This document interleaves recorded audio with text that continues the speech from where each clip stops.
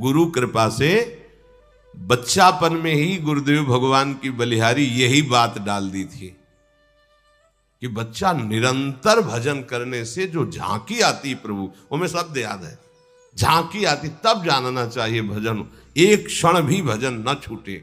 ये संस्कार अगर कहीं भगवान की कृपा से और मार्ग का गुरुदेव उपदेश करते तो एकदम कोरा स्वभाव था वही पड़ता, पर भगवान ने जहां जैसे पहुंचाना होता है वैसे ही, जैसे सन्यास मार्ग में भी थे तो हमारी निराकार में रति नहीं थी, गंगाधर भगवान शिव के रूप में आसक्ति थी। अब हमें पता चला कि क्यों नहीं होने दी निराकार में, क्योंकि रूप में ही लाना था उनको कृपा करके, इसलिए निराकार में आसक्ति नहीं होने दी। फिर उनका सारा पहले विधान होता है। गुरुदेव भगवान ने ये पिताश्री से कहा, पिताजी आए और कहा कि ये लड़का बाबा बनना चाहता है स्वामी जी। वो आते जाते थे घर में, तो सैमशी में उस समय स्वामी जी विराजमान, तो उनका पाणे छोड़ जाओ, एक हफ्ता बाद ये घर भाग जाएगा, या फिर हम एक हफ्ता बाद मंत्र दे देंगे, तब जान लेना कि ये साधु बन ही जाएगा। फिर स्वामी जी जैसी आपकी इच्छा छोड़ के गए।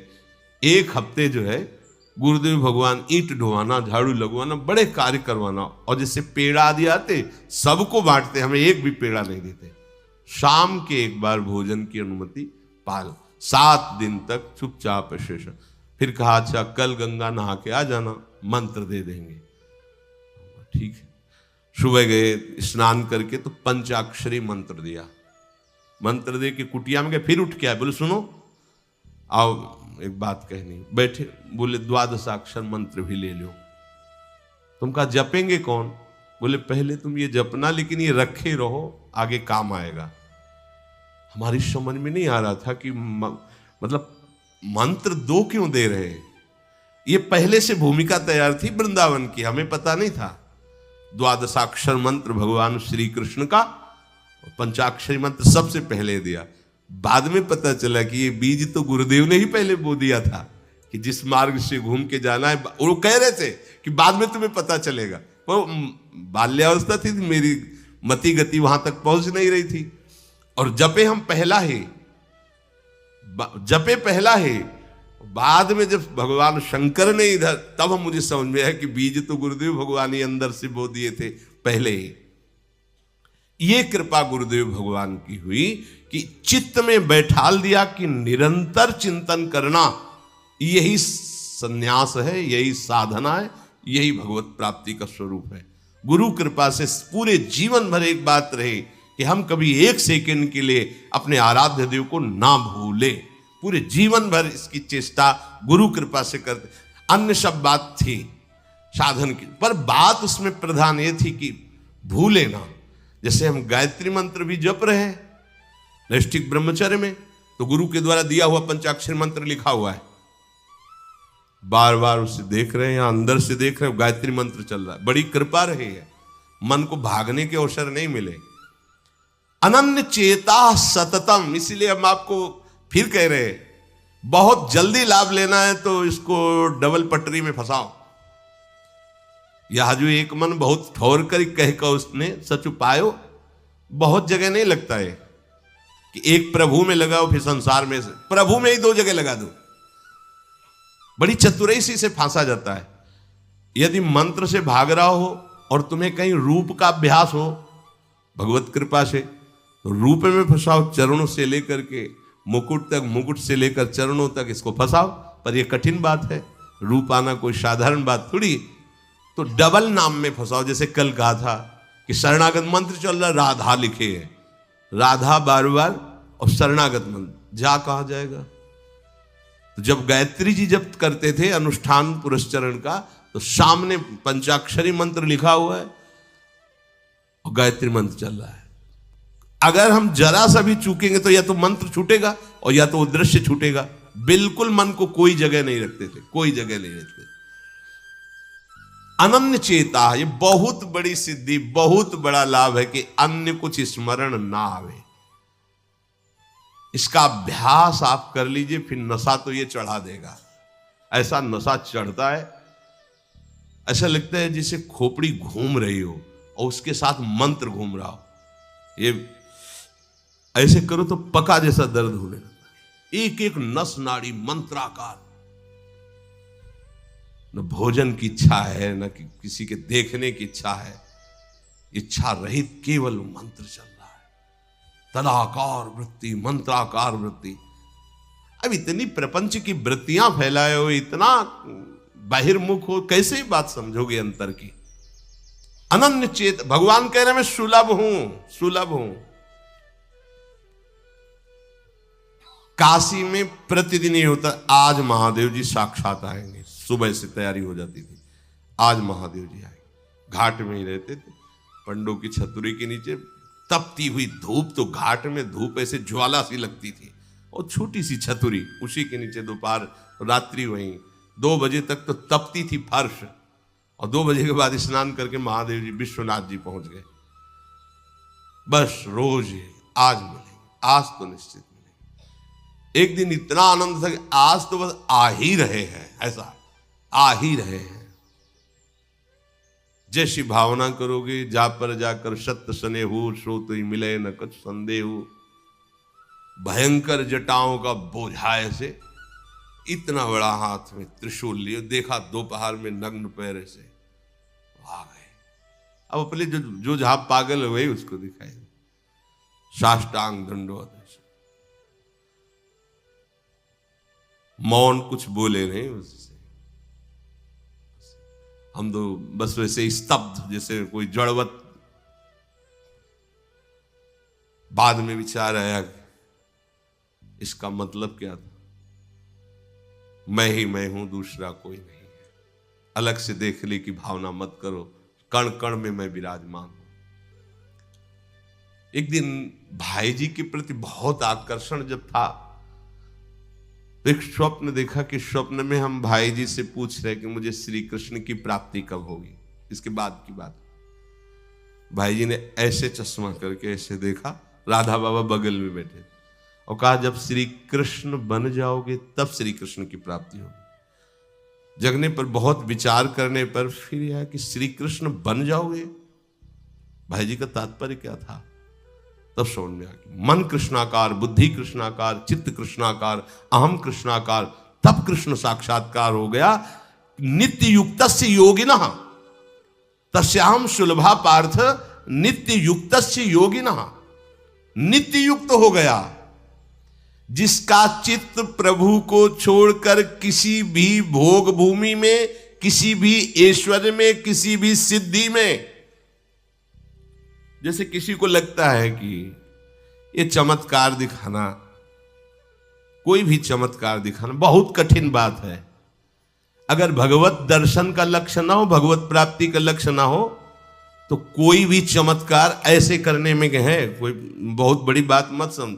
बस ये है कि इधर अगर स्वीकार किया तो उधर गेट बंद हो जाएगा, इसीलिए पिट जाते हैं, गाली सुन लेते हैं महात्मा जन, लेकिन प्रयोग नहीं करते अपने भजन का, प्रभु के पास जाते हैं। ऐसा ना समझे ना कि वो चमत्कार पीछे घूमते हैं। केवल बस एक बात है कि अगर इधर लगे तो उधर का गेट बंद हो जाएगा। तो इतनी दुर्लभ बात बनने जा रही है, किसी को प्रमाणित करने के लिए कि हम महात्मा, हम भजनानंदी, हम चमत्कारी हैं, अपना गेट बंद करवा ले तो मूर्खता ही होगी ना। यहां क्या होगा? वाह वाह हो जाएगा, बस उसके आगे क्या होगा?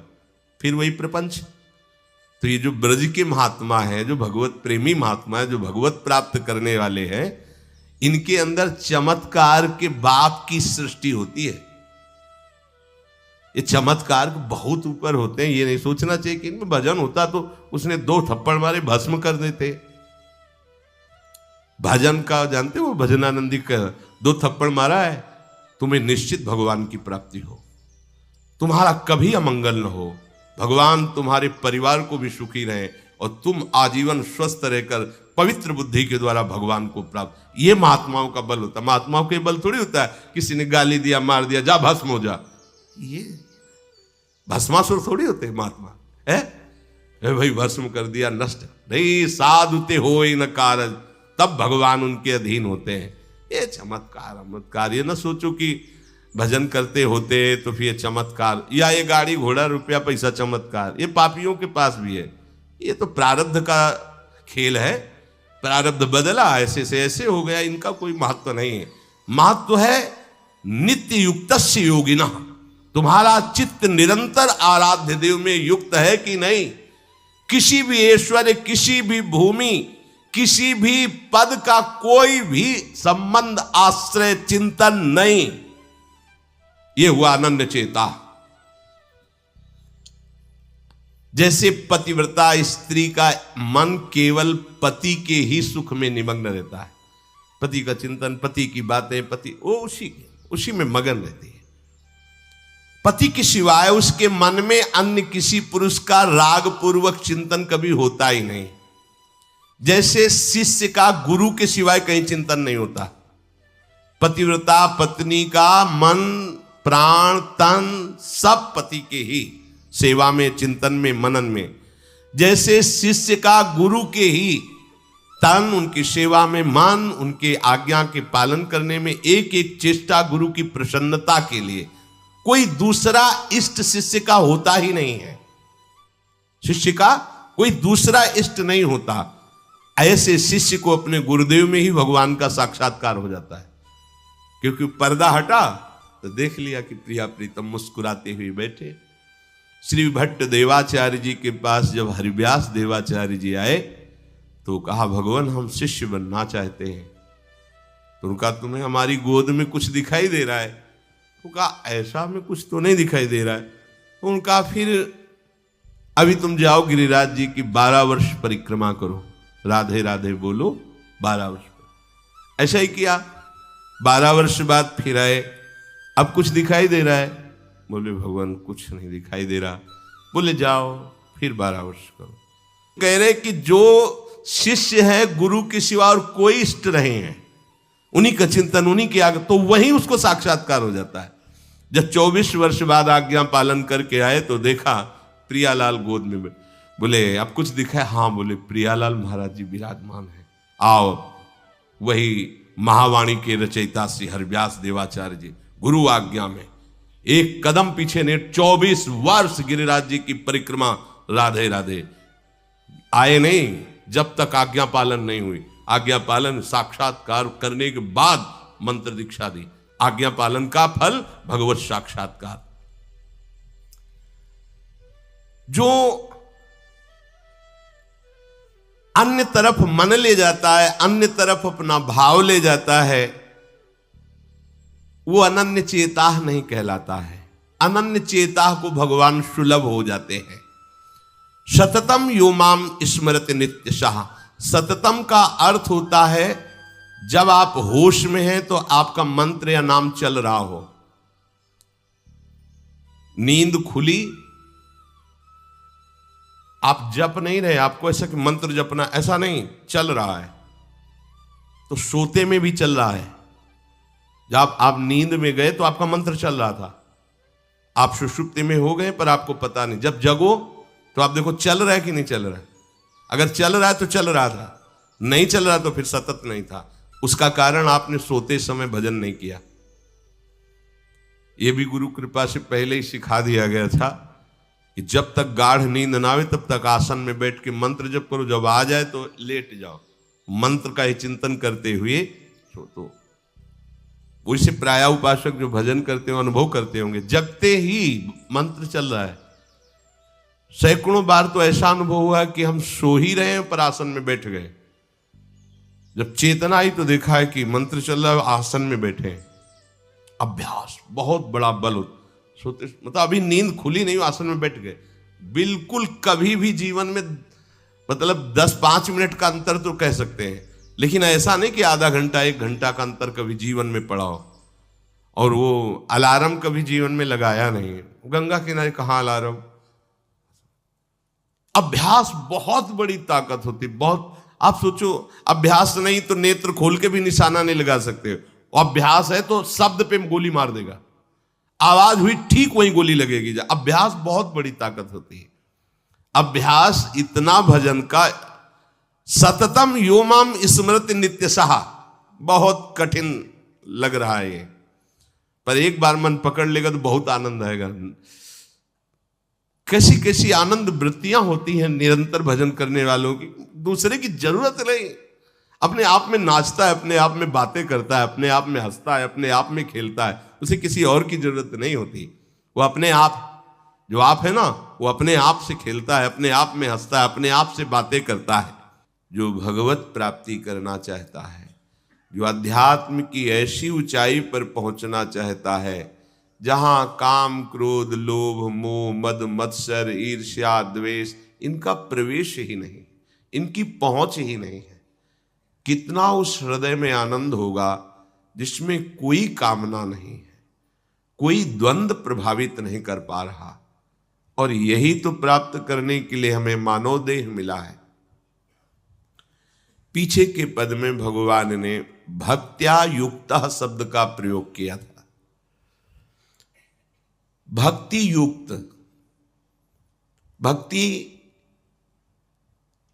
प्रभु के सिवा अन्य कोई हमारा प्रिय न रह जाए, यह है भक्ति की कसौटी। ज्ञान की कसौटी, आत्मरति के सिवा और कहीं रति न रह जाए। आत्मावान, आत्मरति, आत्म क्रीड़ावान। बात एक ही है, हम श्री कृष्ण बोले, ज्ञानी आत्मा बोले, योगी परमात्मा बोले, भक्त भगवान बोले, वो एक ही बात है। पर अन्य कुछ रह जाना, ना वो ज्ञानी है, ना वो योगी है, और ना वो भक्त है। भक्त्या युक्ता, प्रभु के सिवा अन्य कोई सत्ता नहीं, अन्य कहीं महत्ता नहीं, अन्य कहीं अपनापन नहीं, चाहे वो वस्तु हो या व्यक्ति हो या स्थान हो। चराचर जगत में कहीं भी अपनी प्रियता ना रह जाए, इसी का नाम भक्ति है। कहने को भक्ति सरल लगती है, पर इसीलिए कठिन है कि सब जगह की प्रेम फांसी को काटकर एकमात्र आराध्य देव से प्रेम करना बड़ा कठिन है। बातें बना लेना बड़ा सरल है, पर अपनी ममता को, आसक्ति को समेट पाना बहुत बहुत कठिन है। कोई बिरला साधक ऐसा होता है जो अपने लक्ष्य की तरफ रखता है, भगवान सामने, सदगुरुदेव सामने, पर ये दुष्ट इंद्रियां और मन जगत को ही पाना चाहते हैं, जगत को ही भोगना चाहते हैं, जगत को ही देखना चाहते हैं। कैसी मलिनता! इसलिए भक्त्या युक्तः, बातें केवल कर लेना थोड़ी होता कि हमें भगवत प्राप्ति करनी। भगवत प्राप्ति करनी है तो इसके मूल में सारी बात आ गई कि अब मुझे और कुछ चाह नहीं रखनी, और कोई कामना की पूर्ति नहीं करनी, और किसी से अपनापन नहीं रखना, मुझे प्रभु चाहिए। ये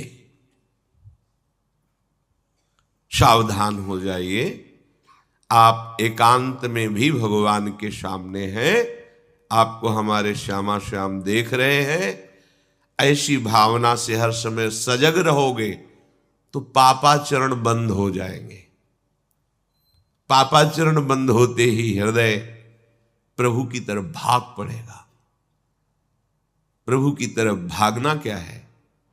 प्रतिक्षण उनका गाढ़ चिंतन। फिर किसी सुख की तुम्हें आकांक्षा नहीं करनी पड़ेगी, किसी सुख का तुम्हें अभाव नहीं लगेगा। इह परलोक सकल सुख पावत, मेरी सो भैया कृष्ण गुण संचु। तुम्हें मेरी शपथ है, तुम कृष्ण के गुणों का गायन करो, कृष्ण नाम रटो, कृष्ण रूप ध्यान करो, इसका फल होगा प्रियाजू के चरणों में प्रीति। जिसका गोरे चरणारविंद से संबंध है, इह परलोक किसी भी सुख की चाह ही नहीं रह जाती। प्रभु करुणा करके कह रहे हैं, वही आचार्य है। मेरी कसम, तुम कृष्ण के गुणों का संचय करो, तुम्हें इस लोक परलोक में सब सुख मिल जाएंगे, कोई अभिलाषा अधूरी नहीं रह जाएगी। पर भक्त्या युक्तः, अन्य संबंध, अन्य महत्व बुद्धि, ये कलंक है हमारी भक्ति में। नहीं समझ रहे। चाहते हैं सुख, चेष्टाएं और चिंतन, दुखालयम अशाश्वतम। कैसे मिलेगा? चाहते हो अविनाशी पद और भोग दृष्टि रखते हो विनाशी की, प्रियता रखते हो विनाशी की, गाढ़ चिंतन करते हो विनाशी भोगों का, कैसे अविनाशी पद का अधिकार प्राप्त होगा? अरे तुम्हारा स्वरूप ही अविनाशी है। विस्मृत होकर भोगों में लगने से ही ये तुम्हारी दुर्दशा हुई है। भक्त्या युक्ता, अपने हृदय को भक्ति से युक्त करो। आराध्य देव की शिवा और कहीं चिंतन न जाए। अभ्यास योग युक्तेनो चेतसा नान्यगा।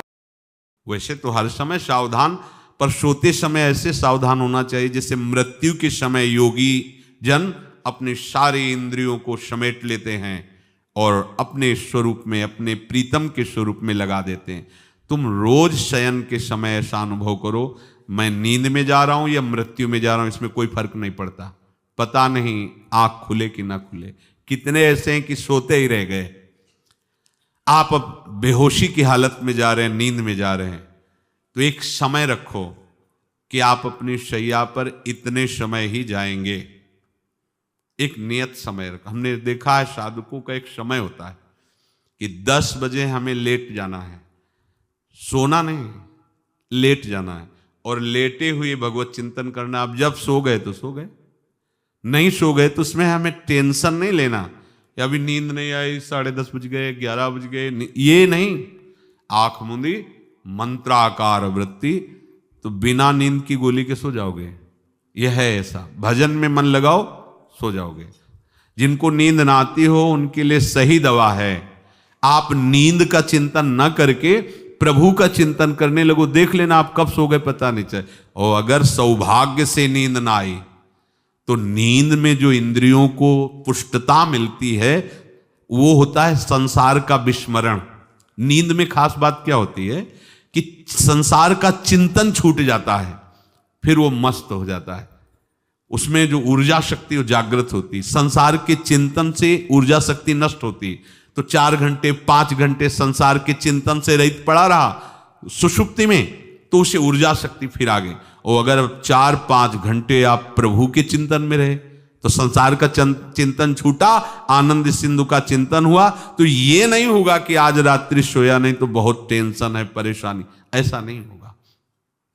भीष्म जी आज्ञा करते हैं रात्रौ च कृष्णम। ये बहुत सावधानी की बात, प्रायः इस सावधानी में नहीं रहा जाता। बचपन से सदगुरुदेव भगवान ने यही शिक्षा दी थी, गुरु कृपा से ऐसे उपदेश मिले थे। सोते समय कोई वार्ता नहीं, कोई अन्य चिंतन नहीं, चुपचाप अपने मन को हटाकर केवल इष्टमय करो। कब नींद आ जाती इसकी चिंता मत करो, इष्टाकार वृत्ति करके ही सोना चाहिए।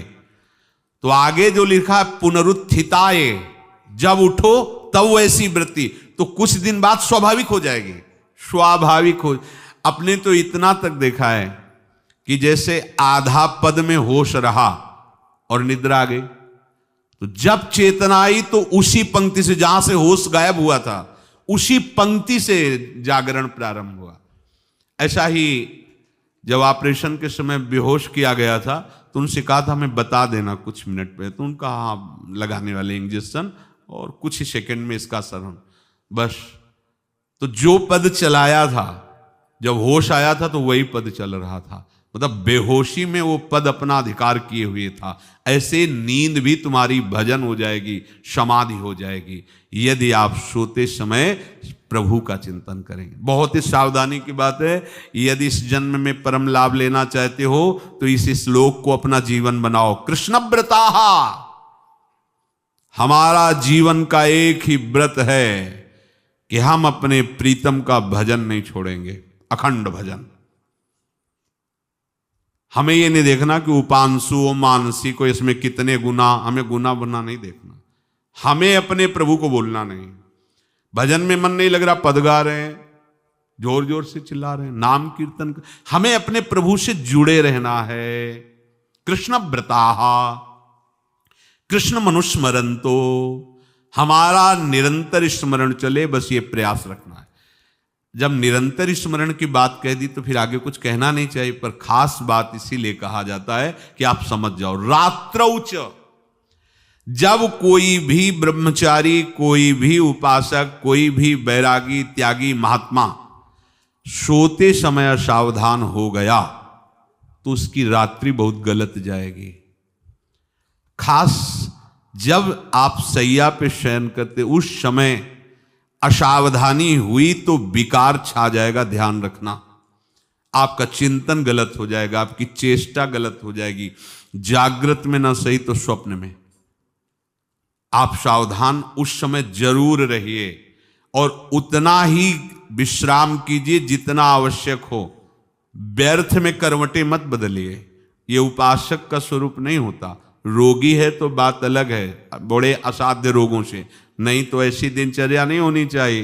कै बजे? 3:30, अभी आधा घंटा तो है, फिर कमर ओढ़ लिए, ये साधक का नहीं होता। उचित समय, जो मान लो 4 घंटा विश्राम का, तो अब ये नींद का विषय आओ या ना हो, हम तुम्हारे लिए पुष्प बिछा के नहीं बैठेंगे कि आ जाओ आ जाओ आ जाओ। नहीं आई तो अब ये नहीं गया, अब इतने समय नहीं आई थी, अब 4 बजे उठने के समय कैसे हो? नहीं, ये फेंका। उसमें विचार नहीं किए, पहले फेंको और सैया से नीचे उतरो, भूमि को प्रणाम करो, आगे बात नहीं। वो फिर आपको ऐसा होता है 10 मिनट में तो कोई बात नहीं, 10 वो पार कर देगा, घंटा दो। रात्रौ च कृष्णम पुनरुत्थिताय, ये नियम लीजिए। सोते समय आप बिल्कुल मृत्यु दशा की स्थिति लाइए, जैसे मरने वाला नहीं होता, सब जगह से मन हटाकर। और सच्ची है, पता नहीं आंख खुले कि ना खुले, ये बड़ा धोखे का जीवन है। ये ऐसे हजारों लोग सोए और सोते ही रह गए। हमको धोखे में नहीं रहना। सुबह जग जाएंगे तो फिर भजन करेंगे, लेकिन हम बिल्कुल तैयारी में। तो जब ये था कि किडनी कभी भी फेल हो सकती, तो हमें ज्ञान तो था नहीं ऐसा उस समय, तो हम रात्रि में जब शयन का समय, तो कपड़े कौन थे, कोई पैंट शर्ट थोड़ी था, सब हटा चला, ऐसे रज लगाई, राधा वल्लभ जी को ऐसे बांधा, चरणामृत लिया, पूरी तैयारी में, क्योंकि पास कोई था नहीं। तो ये होता था कब मर जाए, कैसे बताएं कितना सुख, एकदम युगल चरणारविंद में तदाकार होते ऐसे। वो इसीलिए कहते हैं कि प्रतिकूलता और अव्यवस्था और दुख ये भगवत प्राप्ति का प्रधान साधन है। अव्यवस्था, प्रतिकूलता और दुख, ये अभ्यास उसी से। जब शाम के शयन करते तो पहले वृंदावन को प्रणाम करके और ऐसे भावना में प्रिया प्रिया कहते कि जैसे भी आपके हैं, अगर शरीर छूट जाता है रात्रि में तो आप धोखा ना करना, आप बुला लेना अपने। और कैसे बताओ उस समय कैसे भाव होते थे, कोई पास नहीं, कोई सुविधा नहीं, 1 रुपया नहीं, तो एकदम दैन्यता, एकदम कितना सुख मिलता, वो एकदम केवल भगवद आश्रित। तो रात्रौ च कृष्णम पुनरुत्थिताय, ये बहुत पकड़ने वाली बात है। रात्रि के समय कोई और चिंतन न बनने पावे। देखो अभ्यास, और उस समय खास करके विषय चिंतन बनता है, ध्यान रखना। दिन भर लड़ते रहोगे इंद्रियों से, और जब आप शयन के समय जाओगे तब वो अवसर ढूंढेंगी और आपको विषयों में फंसाने की चेष्टा करेंगी। कोई क्रिया या पूर्व में कोई क्रिया या कोई दृश्य या कोई बात, अगर कहीं मोबाइल से मित्रता है और बगल में रखा है तो भूल जाओ, रात्रौ च कृष्णम पुनरुत्थिताच। जब तक नींद नहीं आती तब तक फिर वो ऐसी सामग्री डाल देगा कि वो बर्बाद हो जाओगे। साधक मान लो, हमारी प्रार्थना मान लो, हम मानते हैं कि आज के समय में यंत्र का बहुत बड़ा प्रभाव है। अब यंत्र का प्रभाव देख लीजिए, यही छाती पे मोबाइल होगा, यही धड़कन के साथ वो घंटी बजे और कुछ नहीं। ऐसा भगवान का खेल रचा है। और इसमें सबसे खतरनाक बात है कि आप जो चाहो देख सकते हो, जहां चाहो, जैसे विश्व की पूरी बात, पूरा विश्वात्मा है, ये विश्वात्मा स्वरूप है, सर्च करो देख। अब अगर साधक सावधान नहीं है तो समाज में तो ऐसे कट गया। अब एकांत में जब शयन के समय गया, उस समय मन आपको फंसाने की चेष्टा। प्रार्थना है, अगर आपके पास मोबाइल हो तो एक उसका समय रखो, अगर आपको ऐसा लगता है कि कोई परिस्थिति आ जाए, हम स्विच ऑफ किए हैं, तो एक और मोड़ कहते हैं, कोई फ्लाइट मोड़ दो, क्या मोड़ में लगा दो, सीधे मत रखो, मोड़ में लगा दूर रख दो। आप अपने चित्त को प्रभु में जोड़िए। रात्रि के समय मोबाइल का प्रयोग मत कीजिए।